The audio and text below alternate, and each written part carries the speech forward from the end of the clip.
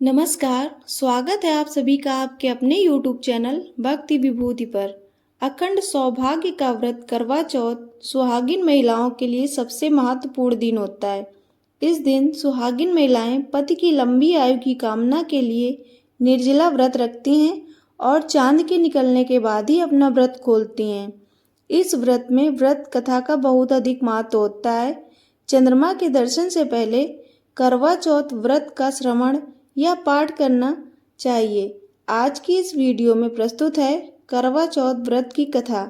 कथा श्रवण से पहले आप हमारे चैनल पर नए हैं तो चैनल को सब्सक्राइब अवश्य कर लीजिए। कथा अच्छी लगे तो लाइक और शेयर करना बिल्कुल ना भूलिए। तो चलिए शुरू करते हैं आज की कथा। पौराणिक कथा के अनुसार करवा नाम की एक पतिव्रता स्त्री थी। देवी करवा अपने पति के साथ तुंगभद्रा नदी के किनारे रहती थी। एक दिन करवा के पति नदी में स्नान करने गए तो एक मगरमच्छ ने उनका पैर पकड़ लिया और नदी में खींचने लगा। मृत्यु करीब देखकर करवा के पति ने करवा को पुकारा। करवा दौड़कर नदी के पास पहुंची और पति को मृत्यु के मुंह में ले जाते मगर को देखा। करवा ने तुरंत एक कच्चा धागा लेकर मगर को पेड़ से बांध दिया। देवी करवा के सतीत्व के कारण मगरमच्छ कच्चे धागे में ऐसे बंधा कि टस से मस नहीं हो पा रहा था। करवा के पति और मगरमच्छ दोनों के प्राण संकट में फंसे थे। तब करवा ने यमराज को पुकारा और अपने पति को जीवन दान तथा मगरमच्छ को मृत्युदंड देने के लिए कहा।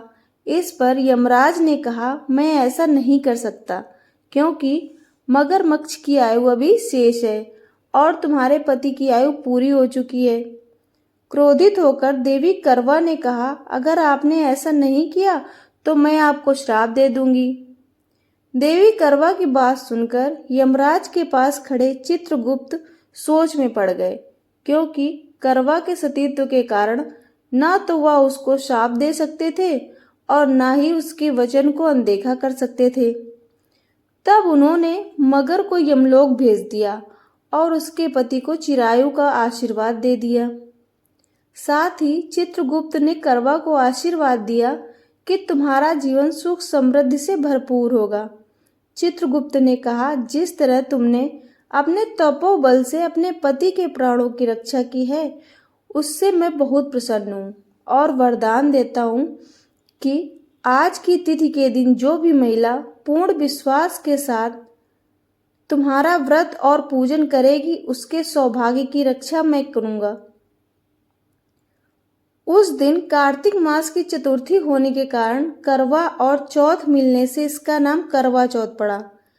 इस तरह माता करवा पहली महिला थी जिन्होंने सुहाग की रक्षा के लिए न केवल व्रत किया बल्कि करवा चौथ की शुरुआत भी की। इसके बाद भगवान श्री कृष्ण के कहने पर द्रौपदी ने भी इस व्रत को किया, जिसका उल्लेख 12 पुराण में मिलता है। तो ये थी करवा चौथ व्रत की असली कथा। कथा आपको कैसी लगी कमेंट में अवश्य बताएं। इसके साथ ही चैनल को सब्सक्राइब भी अवश्य करें। वीडियो में अंत तक बने रहने के लिए आपका बहुत बहुत धन्यवाद। फिर मिलेंगे एक और नई वीडियो के साथ।